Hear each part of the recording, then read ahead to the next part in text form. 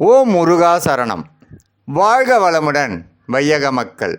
அப்பன் முருகனருளால் நமது இந்து மதமும் இந்து கலாச்சாரத்தை பற்றியும் நாம் இப்பொழுது பார்க்கலாம். நாம் வாழும் வாழ்க்கையில் பிறப்புக்கு தகப்பன் கொடுத்தது ஒரு துளி இரத்தம் மட்டுமே. அப்படிதான் பிறக்கிறோம் நாம். இவ்வளவு எலும்புகளும் நரம்புகளும் ரேகைகளும் எங்கிருந்து வந்தன என்று நாம் ஆராய்ச்சி செய்தது கிடையாது. மண்டையோட்டை அறுத்து பார்த்தாலும் உள்ளே ரோமம் இல்லை.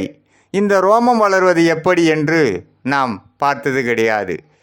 நாம் வளர்வது எப்படி என்றும் நமக்கு தெரிந்தது கிடையாது. குழந்தை பருவத்தில் விழுந்த பல் முளைப்பது எப்படி? 9 ஓட்டைகள் இருந்தும் உள்ளே இருக்கும் காற்று உலாவிக்கொண்டுதான் இருப்பது எப்படி? இவை அறிவு போடும் கேள்விகளாகும். ஆனால் அனுபவம் காட்டும் உண்மைகள் இவற்றை விட அதிகமாக கடவுள் நம்பிக்கையை உறுதி செய்கின்றன. இறைவனின் அஸ்திவாரம் என்ன என்பதை முதலிலேயே கண்டு கொண்டவர்கள் இந்துக்கள்தான்.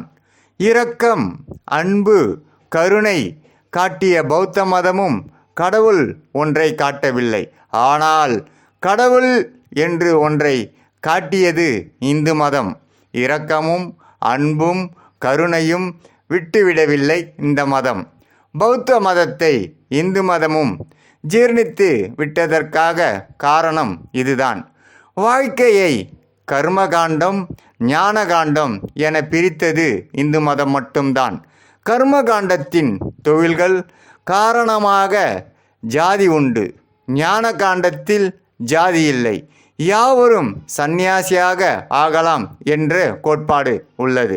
லௌதீக வாழ்க்கையிலும் தெய்வீக நம்பிக்கையும் ஒன்றாக இணைந்து வழிபடும் மதமே நமது இந்து மதமாகும். உணவு, மருத்துவம், தொழில் அனைத்திலும் பாவ புண்ணியங்களை காட்டுவது நமது இந்து மதம் மட்டும்தான். உடல் இன்பத்தை ஒப்புக்கொண்டது இந்து மதம்தான். அதற்கு மேற்பட்ட துறவு நிலையிலும் ஆதிக்கம் செலுத்துவதும் நமது இந்து மதம்தான். இன்பங்களுக்கு சடங்குகள் செய்வது இந்து மதம்தான். துன்பங்களுக்கு ஆறுதல் சொல்வதும் நமது இந்து மதம்தான். ஆகவேதான் எந்த நிலையிலும் ஒரு இந்து கடவுள் நம்பிக்கை எழுந்து கொண்டே இருக்கிறது.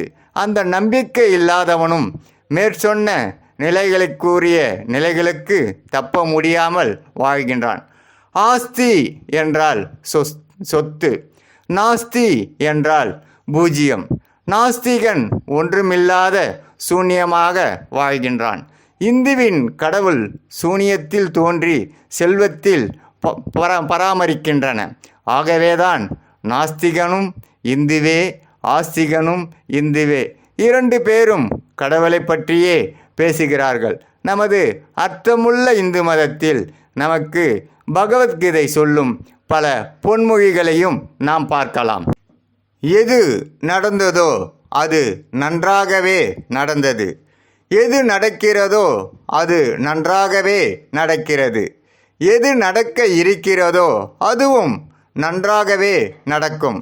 உன்னுடையதை எதை இழந்தாய்? எதற்கு அழுகிறாய்? எதை நீ கொண்டு வந்தாய்? அதை நீ இழப்பதற்கு.